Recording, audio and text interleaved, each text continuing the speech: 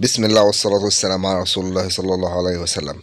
النهاردة معانا فيديو تفصيلي لازاي تعمل جبسون بورد بطريقة سهلة خالص.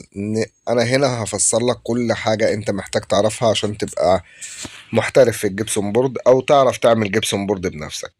هنا دي اول مرحلة احنا بنعملها، بناخد المقياسات. هنا المقياسات بتختلف ما بين مقاس ومقاس. انت عايز تعمل بيت النور بتاعك قد ايه؟ احنا هنا كان مطلوب مننا بيت النور هيبقى 35 عشان المكان كان ضيق شوية، فاحنا ابتدينا ناخد من بره الحيطة 25 في 25 زي ما انت شايف بالطريقة ديت. دي طريقة العلام، باخد من هنا وباخد من هنا 25 و25 بتعمل معايا الخط ده. وببتدي بعد كده انا عشان شغال لوحدي فابتدي اخد خيط علام لوحدي. هنا انا بدق مسمار في النص وببتدي ان انا عشان اخد خيط علام دي بثبته في النص بالظبط عند العلام زي ما هو موضح ليكوا دلوقتي.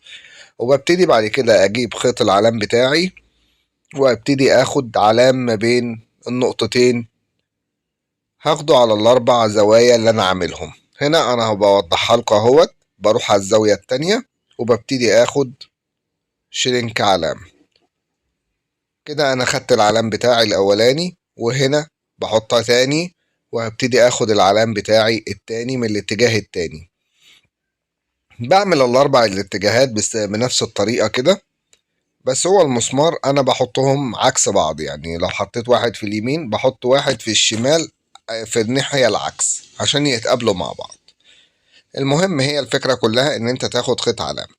دي اول حاجة احنا بنعملها اللي هي تثبيت زاوية المراية.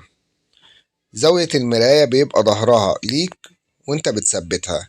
التثبيت هنا بنبدأ بان انت بتثبت في النص، بيبقى معاك الهيلتي وبيبقى معاك المسمار 3.5 ومتركب فيه الفشر بتاعه 6 سنتي. هنا انا ببتدي اهوت. ديت اول حاجة بعملها، بخرمها على المقياس بالظبط وهبتدي ان انا اثبتها بالمكيتة. ده اول مسمار بنعمله. اي حاجة بنيجي نربطها بنربط من النص وبعد كده من الطرفين.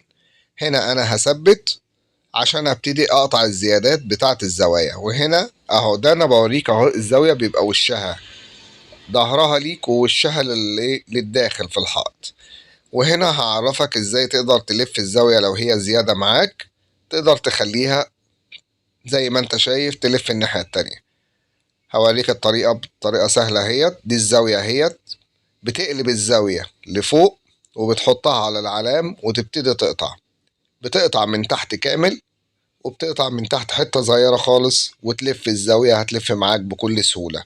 وهنا الزاوية اهي متوضحة اتجاهها فين ومحطوطة ازاي. وبعد كده بتبتدي التخريم والتقوية بتاعت الجبسون بالزاوية كاملة. هنا انا بشتغل على بعد 20، يعني بعمل على كل 20 سنتي مسمار. انت بقى حسب شغلك. هنا دي طريقة تقطيع الألواح الجبسون بورد. ألواح الجبسون بورد هنا احنا اللي معانا دوت أبيض جي بورد. في أنواع كتيرة للجبسون بورد هنبقى نتكلم عليها إن شاء الله. هنا انت أهم حاجة المقياس، إن انت تاخد المقياس مظبوط بالظبط. هنا احنا النزول كان مطلوب مننا 10 سنتي عشان ماسورة الغاز، فانت بتبتدي تاخد على 12 سنتي. بنبتدي نجزأها زي ما انتوا شايفين بالطريقة ديت، بنوزعهم 12 وبناخد من نفس الحتة اللي ابتدينا منها هي اللي بنبتدي منها من الظهر، وبنبتدي ناخد نفس المقياسات بتاعتها 12 24 36 وهكذا بنبقى ماشيين فيها. زيها زي ال6 سنتي بتاعت بيت النور، زيها زي المرايات، زيها زي البلاطات. اي تقطيع بيبقى عبارة عن المقياس وكلهم بنفس الطريقة بس بيختلف المقياس ما بينهم. وطبعا انت هنا مش محكم بان انت تعمل نفس المقياسات بتاعي، كل مكان بيختلف عن التاني. هنا ديت الإدة الحديد اللي انا بشتغل بيها، بثبتها على اول علام واثبتها على العلام الاخير وادوس عليها برجلي زي ما انتوا شايفين واثبتها، وابتدي اروح بيها للقطر مرة واتنين. ويفضل ان سلاح القطر يبقى سلاح جديد. وابتدي اقطع كل العلامات اللي انا علمتها بنفس الطريقة اللي انا شغال بيها ديت. بثبت من قدام على العلام ومن الظهر على العلام، وبحط رجلي وببتدي اسند بايدي، وابتدي اهوت افتح سلاح القطر وابتدي اشتغل زي ما انتوا شايفين كده. انا بقطع اهوت قدامكم، انا كل حاجه موضحها لكم بطريقه سهله، وحاولت على قد ما اقدر والله ان انا اختصر لكم في الفيديو، بس هو الفيديو يعني أنا عشان شرح لك كل حاجه خاصه فيه. هنا هنبتدي نقطع المقياسات كلها، وهوريك طريقه تقطيع الجبس. الجبس ليه طريقتين للتقطيع، ان انت تقطعه وهو نايم او وهو واقف. انا بفضل ان انا اخد علاماتي والجبس على الارض على سيراميك نضيف، اهم حاجه يبقى تحتيه نضيف.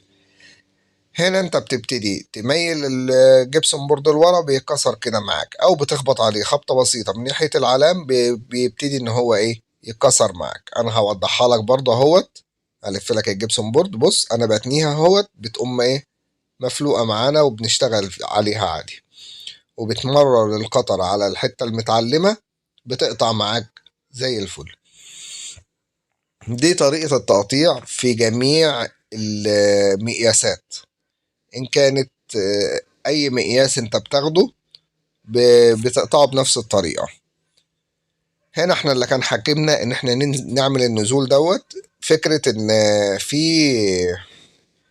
في ماسورة غاز هي اللي حكمانا، وحتى هي عملت معانا مشاكل، بس المشاكل دي كلها انا هوريكم حلها، وهوريكم طريقة حلها ان شاء الله بطريقة مبسطة، عشان لو واجهت اي حد فيكم يقدر ان هو يستفاد منها.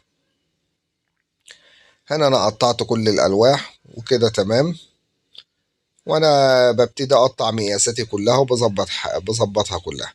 بعد ما بتقطع بيبقى فيه شرشرة كده عندك في الجبس، بتبتدي تسويه بالفارة بتاعتك، الفارة بتاعت الجبسون بورد. هي بتبقى حاجة بسيطة كده، بتمشي ايدك عليها بتتسوى كلها معاك، عشان ديت تبتدي ان انت هتحطها على الحائط. هنا احنا هنفير كله، وهنبتدي ان احنا نشتغل اول مرحلة معانا في مراحل الجبسون بورد في تركيبه. بعد تركيب زاوية المرايات هنبتدي نركب أول حاجة، أول زاوية اهوت على الزاوية هنبتدي نثبت أول مسمار في النص، وبعد كده على الطرفين، وبعد كده نعمل التقوية بتاعتنا. الطريقة سهلة زي ما انت شايف، بس هي يعني أنا هنا كنت شغال لوحدي، وحتى ما كانش معايا سقالات زيادة، عشان كده أخدت مني وقت شوية. انت المفروض أهم حاجة يبقى معاك سقالات كويسة، ويبقى في حد بيسند معاك. هنا انا عملت التقويات بتاعتها كلها، وهبتدي اوريك ازاي تقطع الزاوية التانية وتطلع معاك مظبوطة بالظبط.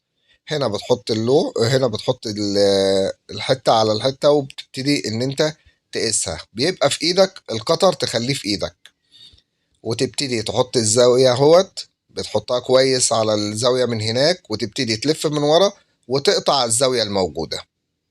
يعني انت بتاخد من ورا المقياس بتاعك وتبتدي تقطعه بالقطر عادي، هيتقطع معاك بكل سهولة وهيطلع معاك مظبوط بالظبط. هنا هي طوبة بوريها لك، بتتنيها وتبتدي تقطعها. هنا انا بعمل حاجة بسيطة كده هفهمها لكم وافهمكم انا ليه بعملها، بس هي يعني ولله الحمد بتعمل معايا انا شغل كويس.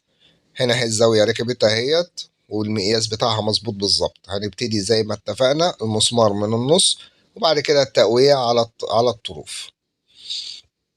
دي كانت أول مرحلة اللي هي تركيب بيت النور.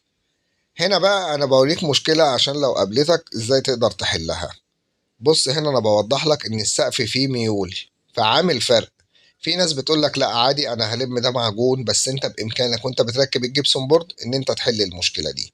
أنت بتشوف أعلى حتة وبتبتدي إن أنت تفير فيها، تنزل منها شوية، هتبتدي التانية تترفع معاك، تفضل معاها وتفضل تعمل بالفارة لحد ما تلاقيها ظبطت معاك بالظبط. بتاكل المكان العالي لحد ما المكان اللي هو اقصر يبتدي يتظبط معاك. هنا اتظبطت اهي بالظبط، وبقت ماشيه كلها بنفس ميلان الايه، ميلان الجبسون بورد، ميلان السقف. طبعا هي هنا بتأثر معاك في المقياس، بس احنا هنوريك دلوقتي ان انت لازم توزن بعدها. احنا كنا قاطعين على 12 عشان ناخد الخلوص بتاع السقف، لان السقف ما بنضمنش عوجته، وفعلا السقف كان فيه عوجات كتيرة جدا وتعبنا في تركيبه، بس الحمد لله تمام. هنا احنا بناخد السقوط من السقف ب10 سم، هناخد 10 وهناخد من هناك 10. دي اسهل طريقة تقدر تاخد بيها المقياس ويبقى معاك بيت النور مظبوط بالظبط كمقياس. في ناس بتاخده بالليزر، بس انا الليزر لو انت خدته والسقف معوج كده انت هتعيب الشغل كله، لانه هيبين معاك ان هو معوج، مع ان انت بتكون اخده على ميزان ليزر وانت عارف ان مقياسك بيبقى مظبوط، لكن هو بيعيب الشغل وبيبين لك ان الشغل كله معوج. وده طبعا بترجع لعوجة السقف، وانت طبعا بيهمك ان انت توصل لأحسن مرحلة انت ممكن تعملها. المهم، احنا هنا بناخد 10 سنتي و10 سنتي، وبعد كده بنجيب خيط العلام بتاعنا ونبتدي نعلم على العلمين. انا بحط العلام بتاعي وببتدي اخد من النقطتين على الاربع اتجاهات بنفس الطريقة اللي انا بعملها دلوقتي، وببتدي اخد العلام بتاعي. كده انا خدت العلام على الاربعة. دي اسهل طريقة لو انت شغال لوحدك، ان انت ازاي تقدر تخلي الزاوية بتاعتك موزونة وفي نفس الوقت تاخد العلام بتاعك بالظبط. انا بجيب المنشار بتاع الجبسون بورد وببتدي اقطع خطين لحد الخط، وبشيل حتة ايه مربعة. انا هوضحها لك دلوقتي وهقرب لك هعمل تقريب للصورة عشان توضح لك خالص ازاي بتتعمل. هوضحها لك كذا مرة، يعني أنا هوضحها لك دلوقتي في المراية، وهوضحها لك بعد كده في تركيب البلاطات. هوضحها لك كذا مرة عشان أنت تبقى إيه فاهمها كويس. طبعا في كذا طريقة للتقطيع، أنت بإمكانك تاخد من العلام وتنشرها كاملة، ما فيهاش مشاكل. لو انت تعرف تنشرها كاملة، انا بوريك اسهل طريقة ممكن تتعامل بيها. انا بوريك انا عامل ازاي المربعات. هنا انا وضحتها لك. دي انا بعملها عشان اركب الزاوية بتاعتي وتبقى معايا تمام. هنا انا باخد المقياسات كلها على اساس ان انا ايه اعلم بيها، وبعد كده ببتدي اجيب الزاوية بتبقى نفس الشكل من فوق، بتبقى تحت عكسه، بس هما الاتنين بيبقى وشهم للحائط، الظهر ليك والوش للحائط. هتبتدي تمسك من المكان اللي انت عامله دوت اللي هو المربع، وهتبتدي برضو زي ما اتفقنا هتجيب المكيتة بتاعتك وتبتدي تشتغل على النص عشان تظبط الطروف عشان تبقى معاك مظبوطة. انا هنا اهو هثبت اول مسمار في النص زي ما انتوا شايفين، بمسكها كويس من الظهر. اهم حاجه تاخد بالك من صباعك ان ما يبقاش ورا المسمار، ان انت هت... هتدق بيه. هنا انا ثبتها من الطرف وبثبتها من الطرف التاني، وهبتدي اعمل التقويات بتاعتي وانا هوريها لك وهي ايه متثبته برضو عشان تعرف الطريقه بتاعتها ازاي. هنا كده هي النص والطرف تبتدي انت تشتغل على التقويات، هتلاقيها كلها مظبوطة معاك وماشية معاك ميزان. هنا انا بقربها لك اهوت، وببتدي اعرفك طريقتها. ما بين اللحام لازم تاخد مسمارين ما بين ده وده عشان الاتنين يثبتوا. هنا انا بعمل التقويات بتاعتي تمام وكده تمام. ببتدي انا بقى اجيب القطر وارجع لظهري وابتدي ان انا اقطع الزيادة، بتبقى سهلة معاك كأنك حاطط الإدة بالظبط. هنا بتعملها، انا هوريها لك من قريب وتلف تكسر وتقطع على طول. هنا انا هوريها لك اهو من قريب. بص انا بسند اهوت والايد وهي محطوطه الزاويه من ورا، والزاويه واضحه لك اهو. بمشي القطر مره واتنين واعكس الجبس واقطعه. دي اسهل طريقه بان انت تركب بيها الزاويه وتطلع معاك موزونه ومظبوطه بالظبط. طالما انت اخد مقياسك مظبوط وطالما اخد وزنتك مظبوط هتطلع معاك كلها رواح واحد. هنا دي الطريقة. وبعد كده ببتدي أعمل بالفارة حاجة بسيطة كده اهوت، إن الزاوية تبقى على قد الإيه الجبسون بورد بالظبط، ويبقوا الاتنين ماشيين مع بعض عشان لما نيجي ناخد ميزان الزاوية تبقى معانا مظبوطة بالظبط. لأن إحنا هنا بنشتغل بالمقياسات، بنشتغل نظام بلدي مش نظام مش بنظام اللي هو الميزان الليزر. هنا دي من الخطوات المهمة إن أنت تظبط الزاوية وتشوفها تبقى هي على خط مستقيم. أنا هنا ظبطتها على الميزان وعرفت إيه روحها فين بالظبط. هتبقى على طرف اللي جنبها، وهبتدي أقص الزاوية وألفها. هنا الزاوية لازم تلفها عشان يعمل ربط ما بين الاتنين. يعني أنت هنا ما تخليش ديت في مكان ودي في مكان، لا لازم الاتنين يبقوا مربوطين ببعض، مرتبطين ببعض بزاوية عشان يمسك مع بعضه. هنا انا وريتك طريقة اللف وعرفتها لك ازاي تلفها، هتاخدها من المقياس بتاعها بالظبط وهتبتدي تشتغل بنفس الطريقة. هنا بعد ما ركبت الزوايا في كل بيت النور المرايات، هبتدي اخد الوزنة بتاعتي بالميزان، بعلق الميزان على الزاوية وببتدي اظبطه بالظبط واخد علامة.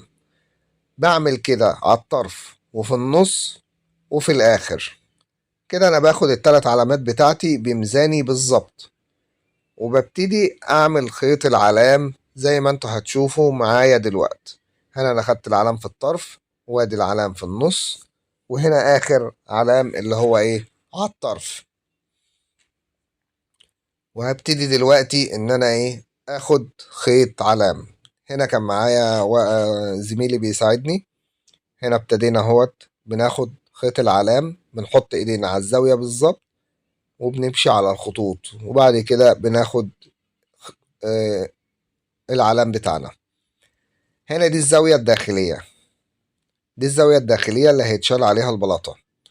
بنبتدي زي ما اتفقنا بالمسمار في النص، وبعد كده بنبتدي نوزع على الطروف، وبعد كده ايه نعمل التقويات بتاعتنا. اهم حاجة ان انت تمشي على خيط العلام. هنا انا بوريك اتجاه الزاوية، ظهرها للحيطة ووشها لينا المرة دي عكس اللي في وشها، عشان عشان البلاطة تتربط من هنا ومن هنا. هنا انا بعمل التقويات بتاعتي وبربط، وهبتدي الف على الاربع اتجاهات بنفس الطريقة بتاعة الزاوية. هنا ديت انا قطعت كل مقياساتي. ديت ال6 سنتي، 6 سنتي دي اهم حاجة في الجبسون بورد، عشان هي اللي بتبين لك الشكل بتاعك. طبعا كل خطوة مهمة، لكن دي من الخطوات المهمة. انت بعد ما بتقطع ال6 سنتي حطهم كلهم جنب بعض، وابتدي اعمل لهم عملية تفيير كاملة، يعني من فوق ومن تحت. اهم حاجة المكان تحتك يبقى نظيف، واهم حاجة ان انت تسويهم كويس. هنا هبتدي اركب البلاطات اللي 35 معانا. انا قطعها 35 وهنبتدي ناخد الخلاص بتاعها عشان تبقى موزونة معانا. هنا السقف برضو فيه عوجة من هنا ومن هنا. زي ما احنا اتفقنا هنبتدي ان احنا مش هنسيبها كده. في ناس تقول لك انا هعملها معجون. المعجون دوت لو عملته فترة وهتيجي تبص هتلاقيه بيشق، لو النقاش اشتغل بعد كده وهو بيدهن ممكن يشق، ودي بتبقى حالات نادرة. لو الفرق كبير انا بعرفك ازاي تقدر تعملها، طالما هي في ايديك اعملها. بتبتدي المكان اللي هو شابك او في الحيطة بتبتدي تقلل منه شوية عشان يعمل رواح للمكان التاني يسند معاه. هنا انا اشتغلت بالفارة اهوت من هنا ومن هنا، وهبتدي اعلقها هتلاقيها مظبوطة بالظبط. كده راح الفرق. واحنا بعد كده بناخد الوزنة بتاعتنا والدنيا بتبقى زي الفل يعني. اهم حاجة يبقى على الحيطة مظبوط، ويبقى ويبقى كل الشغل بتاعك مظبوط مع بعضه. هنا خلاص انا هعمل التقويات بتاعتها، ببتدي اثبتها في الزاويتين المتعلقين، وابتدي ان انا اركب كله. هنا انا بعرفك ازاي تعمل الوصلة. لو وصلة عايز تاخدها بتاخد المقياس بتاعك. هنا المقياس كان 48 سنتي، انت ما ينفعش تاخد على 48 بالظبط وتقطع مرة واحدة، عشان الحيطة لو فيها عوجة ساعتها مش هتعرف تاخد خلوص ليك ولا هتعرف تظبطها. هنا دي طريقة القطعة اهيت زي ما علمتها لكم، انا موريها لكم من قريب. بتاخد مرة واتنين، ادي التالتة هي المفروض مرتين وخلاص يعني. وبتتني بتتني الجبسون بورد وبتبتدي تقطعه من الجنب التاني. هنا انا قطعت على 50، خدت 2 سنتي رواح معايا للحيطة. وهنا اللي انا عملت حسابها هو تلاقيته. هنا بص هتلاقي الجبسون بورد معوج من على الحيطة. هنبتدي ناخد الخلوص وبعد كده ناخد المقياس. هنا انا باخد علام بعد ما فيرت، باخد العلام من هنا وباخد العلام من ايه من الجنب اهوت، هتشوفها اهو. هنا انا خدت خط نزلت بيه من اخر الجبسون بورد هناك، وباخد بعد كده العلام من فوق، وهبتدي اقطع الحتة الزيادة ديت زي بالطريقة اللي انتوا شفتوها، وهبتدي اركبها عادي خالص. دي الطريقة اهيت انا نزلت اقصها. في ناس هتسألني أنا ليه بسيب الورقة دي أنا هعرفك ليه أنا بسيبها وليه بعملها بالشكل دوت. هنا ديت بقى المشكلة اللي قلت لك عليها بتاعة ماسورة الغاز. هنا أنا مش عارف أربط خالص ولا عارف إزاي أدخل الشنيور بتاعي عشان يربط. هنا أنا جبت مفك من اللي هو القلاب اللي هو بيتقلب، وفكيت الراس بتاعه أو فكيت الراس بتاعته وشلت شلت الإيد بتاعته، وخدت الحديدة وعلقتها جوه الشنيور واشتغلت بيها. دي فكرة حبيت أعرفها لكم. طبعا في البديل إن في سوستة بتتباع للجبسون بورد، في سوستة بتتباع للجبسون بورد دي برضو ممكن تشتغل معاك، بس المكان هنا كان ضيق جدا، يعني حتى السوستة كانت ممكن إن هي يعني تتضايق فيه ما تشتغلش. فأنا قلت أفيدكم بالفكرة ديت، إن أنا جبت المفك وعلقته واشتغلت بيه عادي خالص. هنا وزنة بيت النور. وزنة بيت النور دي أسهل طريقة ممكن تاخدها بيها. أنا بقيس من بيت النور جوه، لأن بيت النور عندي مقياسه أنا أخده بمقياس. ببتدي أدخل المتر، مثلا أنا هعمل 7 سنتي خروج، ببتدي أقيس ديت معايا طلعت 8 سنتي بسبب عوجة الحيطة، بقيس من على الطرف 8 وببتدي أعلم ناحية ال7 سنتي من هنا ومن هنا، من الجنب ده ومن الجنب ده، وباخد على الأربع تركان بنفس الطريقة وببتدي آخد خيط العلام. كده أبقى أنا وزنت الجبسون بورد بتاعي كله دوت. كده وزنة البلاطات. هبتدي آخد العلام، خدت العلام هبتدي أقص. في برضو الطريقتين بتوع القص أو 3 طرق، أو في أكتر من طريقة. هنا انا دي اللي بوضحها لك اهو، الطريقه اللي انا كنت بعملها في البدايه بوضحها لك هنا هو بصوره اوضح اهو. ببتدي اقطع من الجنب ومن الجنب وببتدي اشيلها، دي اللي هي طريقه المربع. وبعد كده ببتدي اخد الزاويه بتاعتي واعلقها واركبها زي ما اتفقنا من النص ومن على الطروف التقويات بتاعتها، عشان ديت بتاعه المرايات. هنا احنا مش هيبقى فاضل لنا غير تركيب ال6 سنتي، وهتشوفوا طريقته ان شاء الله. وطريقة المعجون قبل ما نركب ال6 سنتي، أهم حاجة بعد ما تركب ال ممكن قبل وممكن بعدها إن أنت تمعجن بيت النور. دي طريقة تحضير المعجون. المعجونة عندك أنواع كتيرة تقدر تحضرها. بتجيب المية وتبتدي توزع المعجون الجبسي بتاعك بالطريقة ديت. بتبتدي ان انت تفرطه، ما بتنزلوش ما بترموش حتة واحدة، بتفرطه كده معاك وتبتدي تقلب. بتبتدي تقلب انت، هي بتتعمل بالطريقة ديت لحد ما تحس ان قوامها بقى مناسب معاك. هي القوام بتاعها انا هوريهولك، بس الفكرة كلها يعني ايه، انت تقعد تشتغل وتقلب كويس كويس جدا عشان هي بتشد معاك، يعني ما تغدركش في اول تقلبتين، انت لازم تقلبها كويس. ده القوام المظبوط بتاعها. دي طريقة عمل معجونة الجبس. طبعا في أنواع كتيرة، احنا مش عايزين نذكر أي شركة. الأنواع كتيرة وكل حاجة كويسة. هنا أنا بنضف كويس عشان هبتدي أمعجن بيت النور، عشان انت لو ركبت ال6 سنتي بتبقى المسافة ضيقة وما بتعرفش تشتغل عليها. هنا بقى أنا هوريك ليه أنا بسيب الورق ده أنا بعمله بدل للشاش، يعني بدل ما أحط شاش فوق ببتدي اعمل الطريقه ديت. بص بيخلي كانه حته واحده وما عادش الورقه بتبقى ظاهره معايا. دي فكره ربنا يعني الهمني بيها وبشتغل بيها والحمد لله بتعمل معايا نتيجه كويسه. هنا احنا بنشتغل بباغه بلاستيك. الباغه البلاستيك بتبقى مريحه عن الحديد. انت بامكانك تمعجن بيت النور بعد ما تحط الزاويه التانيه تحت. اللي تحت بامكانك تمعجن بيت النور قبل ما تحط حتى البلاطه، بس هو اهم حاجة ان انت تمعجن بيت النور قبل ما تقفل ال6 سنتي، لان لو قفلت ال6 سنتي بتبقى صعبة وبتبقى متعبة وهتعور ايديك، لان يعني هتبقى المسافة ضيقة قوي، فمش هتعرف تاخد رواحك وانت شغال. وانت المفروض ان انت بتسلمها للنقاش، بتبقى بيت النور بيبقى كويس، يعني احنا مسلمينها له، هو مش محتاج يعمل حاجة غير ان هو يدهن الظاهر منها بس. هنا دي طريقة المعجون، طريقة فرده.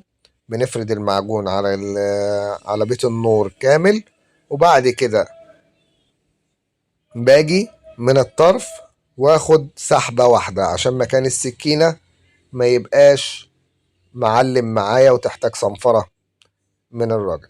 ديت اهيت اللي بقولك عليها، فكرة ان انا بسيب الورقة ببتدي املى تحتها، بملى الفراغ اهوت زي ما انت شايف في اهوت الفرق اهوت، بس الحمد لله احنا عشان قطعياتنا كويسة فمش باين فرق خالص هنا. وببتدي اثبت الورقة، بص بيطلع كأن الاتنين واحد بالظبط. دي بديلة للشاش وبتبقى احسن وما بتعملش علو، ويعني والله لو جربتها فعلا هتعرف في الفرق كبير جدا ما بين ديت وما بين ديت، ما بين ان انت تركب شاش وما بين ان انت ايه تعمل الورق. وطبعا احنا بنستغناش عن الشاش في شغلنا لان هو اساسي في شغل الجبسون بورد، التشييش. وهنا بنركب الستة سنتي وانا وريت لكم طريقة قطعه. اهم حاجة لما تيجي تركب الستة سنتي بتلف الزاوية عليك لبره شوية، لان هي من كتر ما انت بتربط فيها فهي بتبقى اتنت شوية. دي من المراحل المهمة ان انت تعملها، وتبتدي تجيب الزاوية وتقيسها بالطريقة اللي احنا قلناها، ان انت تجيبها وتعلم بالقطر من هنا ومن فوق وتبتدي تقصها وتبتدي ان انت ايه تشتغل شغلك عادي خالص وتقطعها، هتظبط معاك الدنيا. والله يا جماعة انتوا ما تعرفوش انا تعبت قد ايه عشان اصور لكم الفيديو دوت، وربنا هو اللي اعلم يعني ان انا ما بخلتش بمعلومة واحدة عليكم ووريت لكم كل حاجة من الاول للاخر. يعني انا حاولت ان انا اعرفكم كل حاجة، حتى دي طريقة ما الشاش انا بعرفها لك اهوت وبعملها بالطريقة البسيطة. بتحط الشاش ما بين الفواصل بتاعتك. احنا ولله الحمد يعني ما كناش محتاجين نحط شاش لان الفرق عندنا ما كانش فيه فرق اصلا، بس احنا يعني بنحط احتياطي لان ده فيديو تعليمي وانا عايز افهمه لكم. انت بتحط الشاش وتمشي وراه بالسكينة بتنيمه على الجبسون بورد. اهم حاجة ان انت تخلي الطرفين الطرف ما يطلعش لبره، ما يطلعش لبره، يطلع ناحية المرايات يا دوب بيبقى طرفه في الجبس، والطرف التاني يعني على نص ال على نص ال على النص بتاعها، على النص بتاع المراية. وهنا بتقطع بالسكينة عادي وتبتدي مراحل المعجون بتاعتك. هتبتدي مراحل المعجون بتاعتك، هتجيب المعجونة بتاعتك وتفردها بالعرض وبعد كده تمسها بالطول. هتعمل الشاش في كل الأماكن اللي محتاجة تشيش، هتشوفها دلوقتي اهو. ادي الشاش وهبتدي ان انا اشتغل شغل المعجون زي ما وريتهولكوا قبل كده. هنا انا بفرد وببتدي ان انا امس عليه تاني. اهم حاجة ان انت بعد ما تمعجن وتسحب تمشي السكينة مشية واحدة عشان ما يبقاش معاك صنفرة كتير تتعب النقاش بعد كده. وهو كده ولا كده الجبسون بورد بياخد سكينة تانية بعديها، وبعد كده بيتصفى وبياخد العزل بتاعه، وبعد كده بيبتدي المراحل بتاعته بتاعة التشطيب بإذن الله. وده شكل الجبسون بورد معانا بعد ما خلصناه، والسلام عليكم.